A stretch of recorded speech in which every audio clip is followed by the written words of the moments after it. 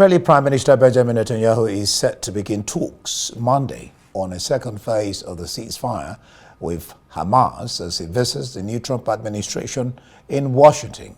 Well, before departing, Netanyahu told reporters he will discuss victory over Hamas, countering Iran, and freeing all hostages when he meets President Donald Trump on Tuesday. It will be Trump's first meeting with a foreign leader since returning to the White House in January. For a very important meeting with President Trump in Washington. The fact that this would be President Trump's first meeting with a foreign leader since his inauguration is telling. I think it's a testimony to the strength of the Israeli-American alliance. It's also a testimony to the strength of our personal friendship. In this meeting, we'll deal with important issues, critical issues facing Israel and our region. A victory over Hamas, achieving the release of all our hostages, and dealing with the Iranian terror axis and all its components, an axis that threatens the peace of Israel, the Middle East, and the entire world. The decisions we made in the war have already changed the face of the Middle East. Our decisions and the courage of our soldiers have redrawn the map. But I believe that working closely with President Trump, we can redraw it even further and for the better. I believe that we can strengthen security, broaden the circle of peace, and achieve a remarkable era of peace through strength. Well, the Israeli military has blown up buildings in the Jenin refugee camp in the occupied West Bank in an operation that the Palestinian state news agency said leveled around 20 buildings. Footage capturing the demolitions showed a series of simultaneous explosions in the densely populated camp. Thick clouds of smoke rose above the Palestinian city, where Israeli forces have been conducting a major military operation for nearly 2 weeks. Now, the military says targets Palestinian militant fighters and the seizure of weapons stockpiles. Palestinian President Mahmoud Abbas, in a statement, urged the United States to end Israel's military operation and requested an emergency meeting of the UN Security Council to stop the ongoing Israeli aggression against the Palestinian people. The Israeli military said 23 structures had been dismantled in the northern West Bank after explosives, laboratories, weapons, and observation posts were uncovered. Well, for more on this development, international affairs journalist Dr. Laskiewicz joins us for some analysis. Mara, glad to have you join us this evening. Well, Netanyahu is visiting Trump, and the talk is that this goes against or is breaching the terms of the deal, the peace deal. Yes, it has to be said it is a visit which potentially can be very important. And moreover, it is by no means clear that it is a visit that people on the other side will like. Because from what Netanyahu was saying, he envisages working closely with the USA, and this is, of course, quite contrary to the role of USA being a mediator. And therefore, what we're left with is, of course, a huge question mark. What precisely does Donald Trump want for Palestinians and for Israel? And this is the key question.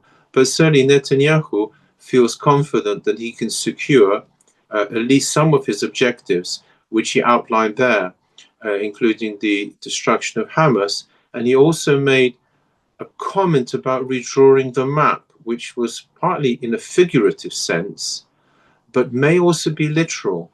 So therefore, as I state, the implication is of this visit is that Trump is more on Israel's side, but we have yet to see what President Trump himself states. Now, there's an uncertainty about the second phase of the deal. Netanyahu yet to put together a negotiating team. Yes, there's another aspect to this as well. Because he's now going to America, the implication is whatever he does in the second phase will in any case hinge a great deal on what President Trump is prepared to allow, because that's what we're really stating. And this implies in turn that the peace negotiations which were still being set up in a promising way just a short while ago, will quite possibly now not necessarily go ahead, or will go ahead in a very different way to what was supposed when they were drawn up. It should be borne in mind that Netanyahu stated that he is prepared to carry on waging the war. And so therefore, all this together implies that the phase 2 of the talks is indeed uncertain. Again, it hinges on President Trump. He says, that is Netanyahu, he does not see a pathway to peace in Doha or Cairo, but in Washington. Do you see this as disparaging the efforts of Al-Thani, Qatar Prime Minister, and El-Sisi of Cairo, of Egypt? Yes, in a sense it does. It implies that their efforts, whilst of course useful, are not of primary importance. Actually, that's no more than stating the truth. America is the key player in all this.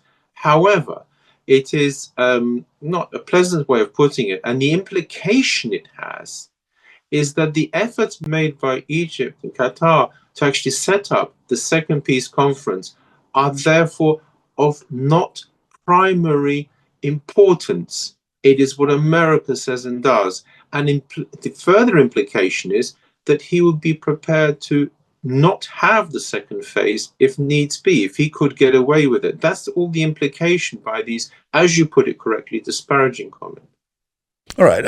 This second phase, or the next phase, is to end, well, this phase is to end March 1, but Hamas too, on their own side, maybe because of what Israel has done or not done, is not said anything yet. No. Well, for Hamas, it's now a period of uncertainty. Moreover, there's the operations on the West Bank, which also don't bode well in the sense of there being a constructive move forward for peace. Above all, the key point is that the very first person, indeed the very first foreign, if you like, leader that President Trump will see is Netanyahu. And this has thrown everything very much into the balance. And therefore Hamas, well, as indeed the Palestinians and everybody else, must now wait to see what emerges out of this visit. It is a very big visit, which may be a game changer. Al-Thani too has been speaking up. He says no clear details of when or how, and hopes movement will start in the coming days. Yeah, again, it all hinges on what President Trump is saying. All we can do is speculate. And the speculation has a problem that it's very hard to quite work out what President Trump has in mind. He likes being unpredictable, but it is his words which are going to be absolutely crucial in determining what's going to happen. What we can say is as follows. It is by no means clear that the phase 2 will go ahead as things stand because of this visit by Netanyahu to President Trump. Right. Let's dovetail to you said. DOGE personnel, that is Department of Government Efficiency, headed by Elon Musk, they tried to access the facilities of, you said, who officially are not working for the U.S. government. What do you make of this? It's quite clear that President Trump intends to curtail aid, to make the aid politicized, in a sense only giving aid where he feels American interests are.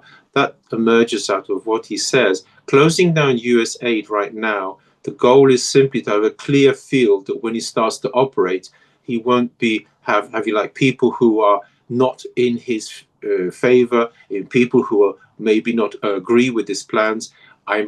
As far as I can read, he intends to set up some sort of aid agency, but it'd be very much on his terms. Therefore, the US aid is frozen. There's no US aid for some time until he sets up the organization that he wants, and it will certainly not be a highly generous organization handing out money to all and sundry. Already the director of security and his deputy have been sent packing What message is he sending out there with the two who have been sent back? That this time he is quite determined to control the administration. Now, in terms of the theory of democracy, the people in charge of the executive, that's in Great Britain, are, for example, the Prime Minister and his government. But the administration is supposed to be neutral and is supposed to implement the plans. Well, Donald Trump, after his first experience as president, didn't see this and saw the administration perhaps not working always in his as he wished. And he's quite determined to put up an administration that's delved deep into the administration itself, to control what it does and to give him a far greater control, far more than I think any other president has ever thought of, in determining and shaping America for the next few years. All right. I was going to talk about his executive order, but we'll have to end it here. Marek, thank you so much for your contribution.